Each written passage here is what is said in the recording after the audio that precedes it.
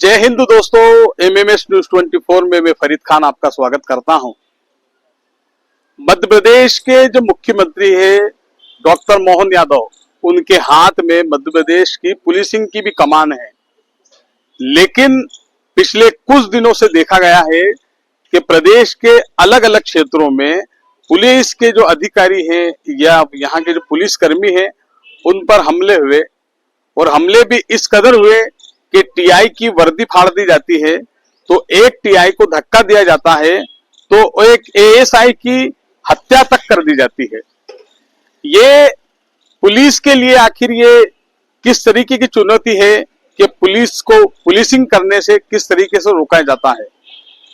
हम आपको बताएंगे कि कुछ जो घटना है, महूगंज का जो शाहपुरा थाना है, यहाँ पर एक घटना घटी। यहाँ पर 2 माह पूर्व एक अशोक कुमार नाम का एक आदिवासी समाज का एक व्यक्ति था, उसकी दुर्घटना में मौत हुई थी। लेकिन समाज के लोगों को ये लगा कि सन्नी नाम का एक युवक है, उस युवक ने अशोक की हत्या की है। बस इसी बात को लेकर ये लोग इकट्ठा हुए और सनी को इन लोगों ने किडनैप कर लिया और उसे कमरे में ले जाकर इस कदर मारा कि उसकी मौत हो गई। जैसे ही ये जानकारी शाहपुरा पुलिस को लगी तो पुलिस सीधे उस सनी को लेने के लिए गई कि किस हालात में है। लेकिन जब पुलिस ने देखा कि सनी तो मृत हालत में यहाँ पर पड़ा हुआ है, जैसे ही ये सब सूचना वहां पर समाज के लोगों को लगी तो उन लोगों ने वहां पर उग्र हो चले और उन लोगों ने वहां पर सीधे सीधे पुलिस पर हमला कर दिया। पुलिस पर इस तरीके से हमला हुआ कि पुलिस की जवान जो 2 महिला पुलिसकर्मी थी, उनको खुद को एक कमरे में खुद को बंद करना पड़ा।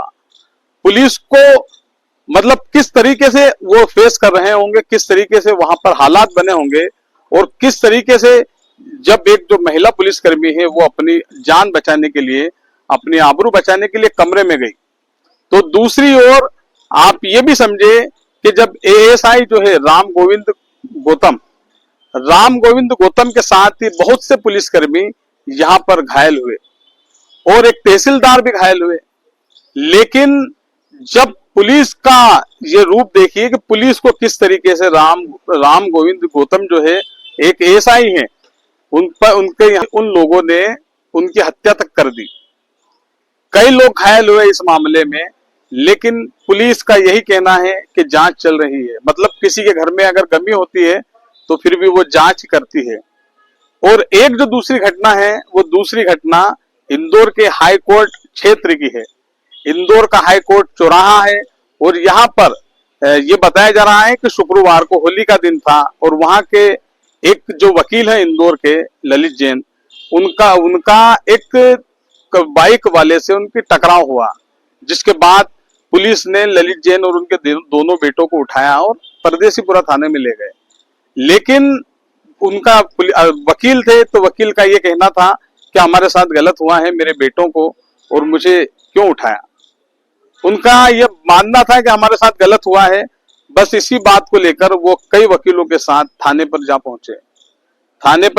उन्होंने कहा कि जिस पुलिसकर्मी ने मेरे साथ गलत किया है, एक पुलिसकर्मी की बात थी, तो उस पर एफआईआर की जाए। पुलिस ने इस मामले में एफआईआर भी कर ली, लेकिन वो लोग और कार्रवाई चाहते थे। जिसके बाद वो लोग हाई कोर्ट जो चौराहा है इंदौर का, वहां पर इन लोगों ने, वकीलों ने वहां पर आंदोलन किया, प्रदर्शन किया। पुलिस को प्रदर्शन की जानकारी लगी तो इंदौर की कई थानों की पुलिस वहां पर पहुंची।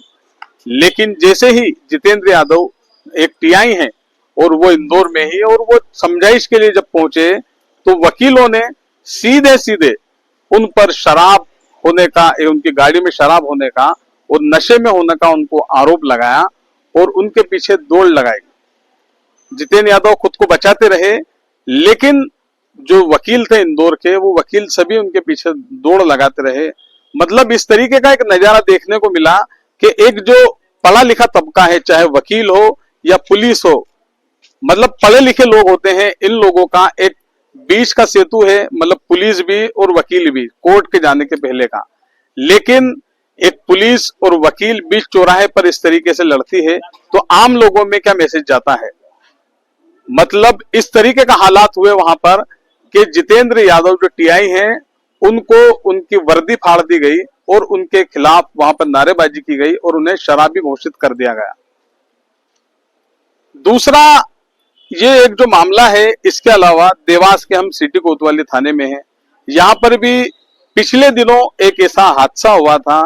भारत और न्यूजीलैंड की जो क्रिकेट का जो मैच चल रहा था, उस मैच के दौरान यहां पर सहज द्वार पर कुछ लोगों ने टीआई साहब के साथ यहां पर अभद्रता की थी, जिसके बाद हालांकि अब टीआई साहब तो लाइन में है, लेकिन सवाल ये उठ रहा है कि लगातार पुलिस पर जिस तरीके से हमले हो रहे हैं, तो ऐसे में पुलिस का मनोबल नहीं गिरेगा क्या?